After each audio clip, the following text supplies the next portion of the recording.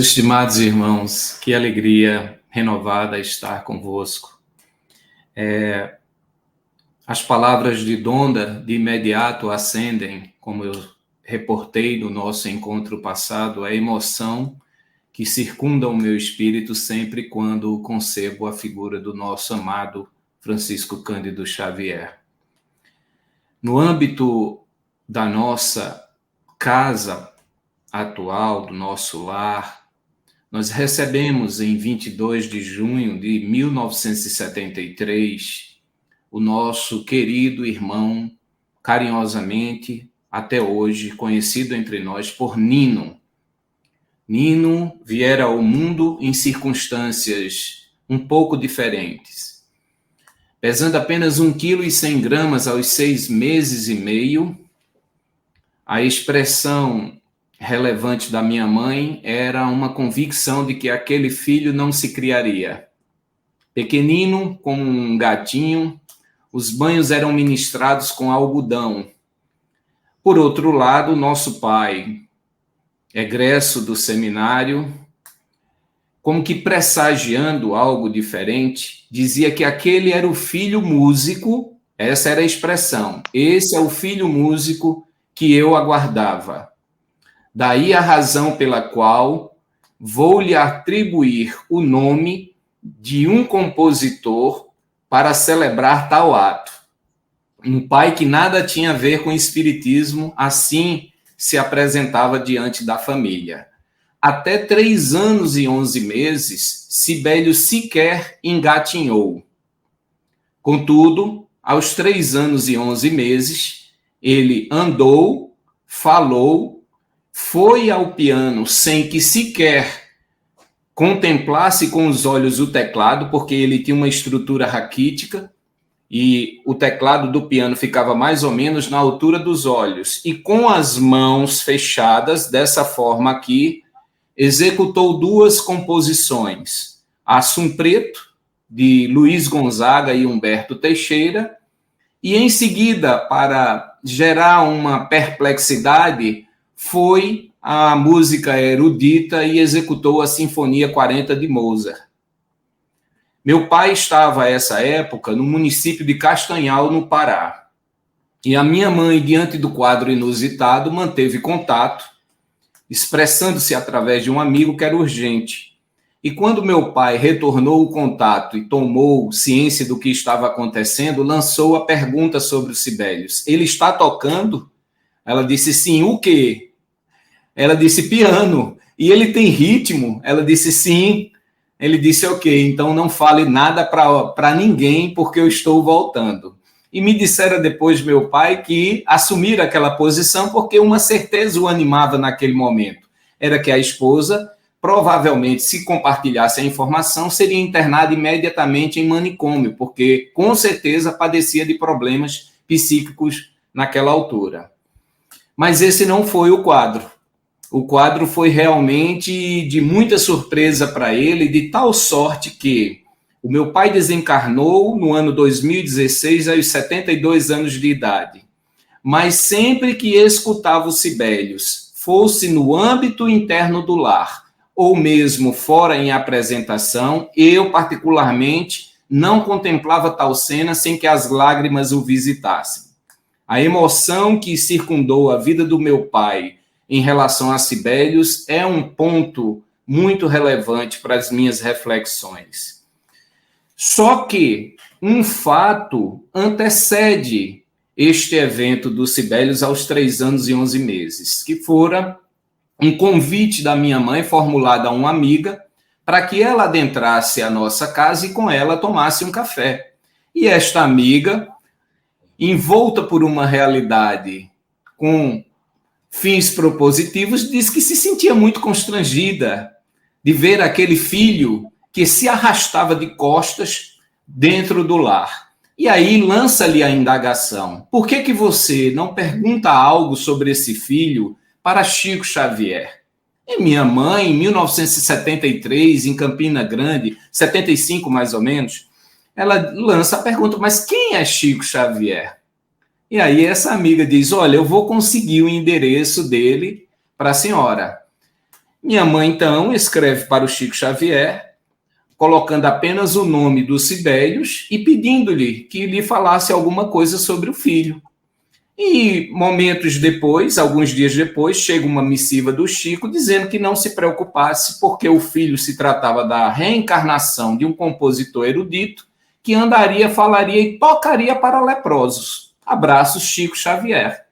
Posteriormente, o fato se consumou. No âmbito da vida natural de Sibelius, a música foi praticamente o preenchimento de todo o seu dia. Mas o meu pai e minha mãe, sem saber como conduzir-se diante daquela situação, insistiam para que Sibelius tivesse uma vida comum. E matriculavam tanto em curso de idioma como em colégio, mas o Sibelius apresentava um comportamento muito hostil, chegando ao ponto de advertir aos meus pais: se vocês insistirem nisso, eu vou morrer, porque eu não vim com esse propósito. Era a forma de expressar-se sem ter muitas condições de expressão, porque Sibelius guarda limitações de ordem motora. Então, minha mãe, atribulada em Maceió, confabulando com uma amiga, Elizabeth Tenório, esta sim espírita em Maceió, ela então lançou um convite: vamos a Uberaba, vamos tentar chegar ao Chico. E a partir daí, nos 4 primeiros encontros, isso gravados na memória absoluta do Sibelius, no primeiro encontro, o Sibelius está postado no meio de pessoas lá e o Chico sai de um dos cômodos, olha para ele e diz: Sibelius, você por aqui, que pena que não tem um piano para você tocar para a gente. E Sibelius nunca tinha tido qualquer contato com o Chico Xavier, mas nós sabemos que esse era o Chico.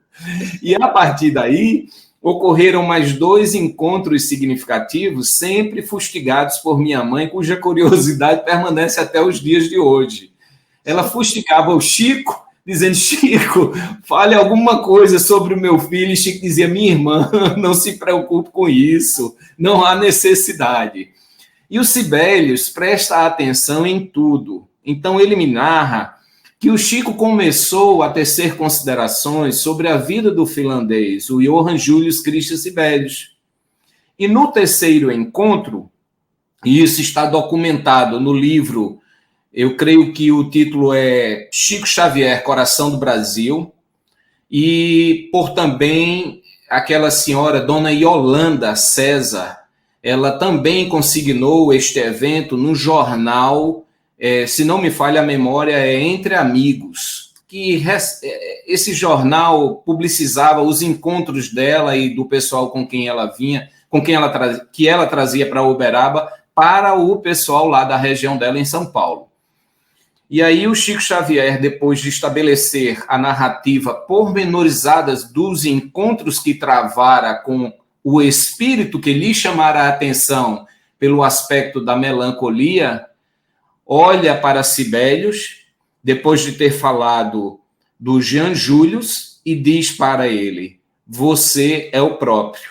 Este é o momento no qual Chico, de maneira objetiva, ostensiva e inequívoca, estabelece o liame da reencarnação do Sibelius Donato Tenório com o Johann Julius Christian Sibelius da Finlândia.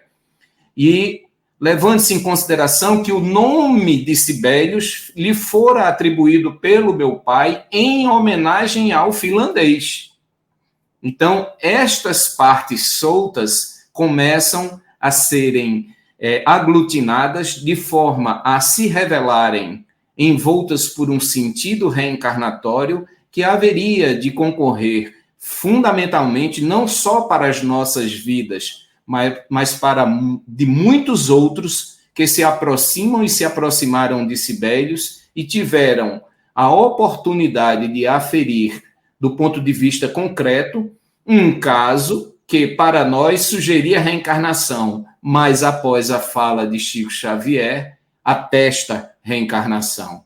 Devo, contudo, ressaltar, considerando o tempo, que para mim a convivência com Sibelius sempre foi de identificação plena de amor, tanto pelos irmãos como pelos pais. O Nino sempre foi coberto por amor.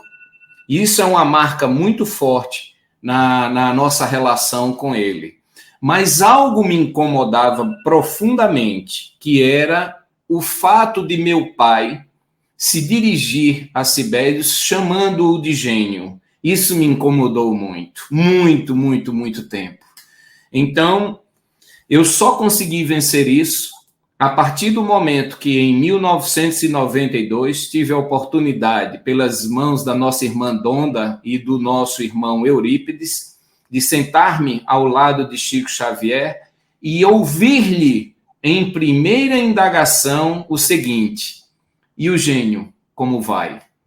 Então, a partir daí, ele quebrou esse problema que existia de genialidade em relação à pessoa de Stanley e me compeliu a aprofundar o estudo, quando então eu encontrei na obra O Consolador a definição adequada de gênio que pacificou o meu espírito, porque eu temia muito o sucesso do mundo mundano em relação aos Sibelius, e hoje eu entendo o porquê dessas razões. E para finalizar a minha fala, eu quero apenas destacar que Sibelius não é um músico que costuma dedilhar composições. Sibelius compõe integralmente, método tal qual o descrito por Leon Denis no livro Espiritismo na Arte, atribuindo esta peculiaridade a Wolfgang Amadeus Mozart, que, em síntese, diz que não sabe como explicar. Aquelas composições lhe chegavam